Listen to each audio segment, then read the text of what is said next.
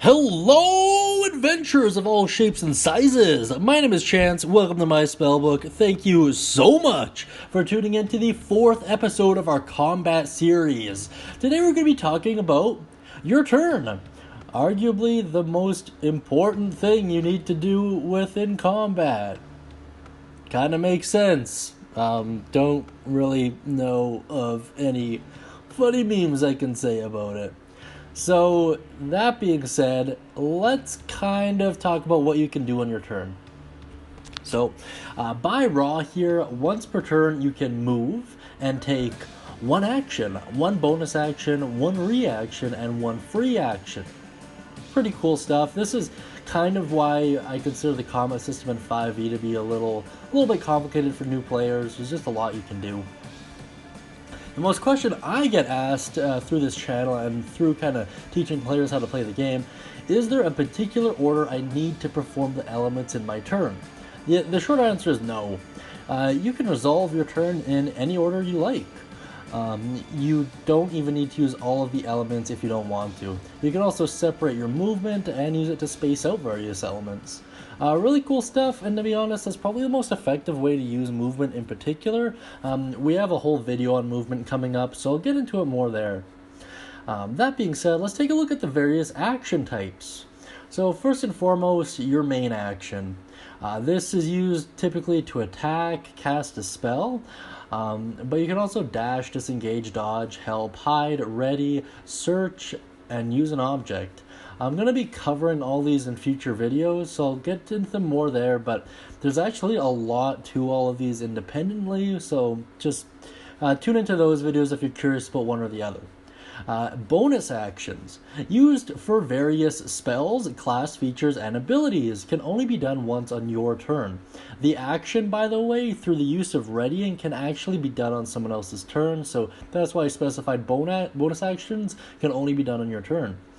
Free action, perform a mundane task as part of your action or movement. Open a door, briefly communicate, pull out your weapon, stuff like that. It might be worth noting, though, that you technically only get one of these. So if you want to whip out your sword and open a door, you're going to have to use an action for one of those. Sorry, but it's the way the player's handbook's written.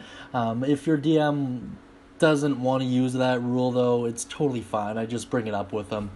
And your reaction, respond to a trigger of some kind, usually an opportunity attack or kind of a related spell. Doesn't have to be used on your turn, but can only be used once per round. So, makes sense, right? That being said, let's get to my personal thoughts on it. Personally, and I kind of got into this in a little bit in the initiative video, but always have your turn kind of pre-planned out, at least loosely, at least know what you want to accomplish before the start of each turn. Because I've just been in way too many games where combat gets halted up because one character wasn't paying attention or doesn't really know their character that well, and I've been that guy on multiple occasions, and I've just gotten into the habit of just really understanding the way my character works and operates, and just through repetition, I usually do the same kind of things each turn, circumstances permitting naturally, but I always at least have a really good idea or something I can fall back on if I don't really know what else I can do. So I recommend just making sure you know what your character does. A good way of doing that is to kind of just really read up on the class, and just make a note in combat counters what typically works best for the group as a whole. That way, even if you are stressed out, just say, oh, I attack and this is the damage I do, and then I'll take the disengage as a bonus action and move. It can be as simple as that. Like, turns don't need to be super complicated or elaborate. If anything, they typically work better if they're simplistic.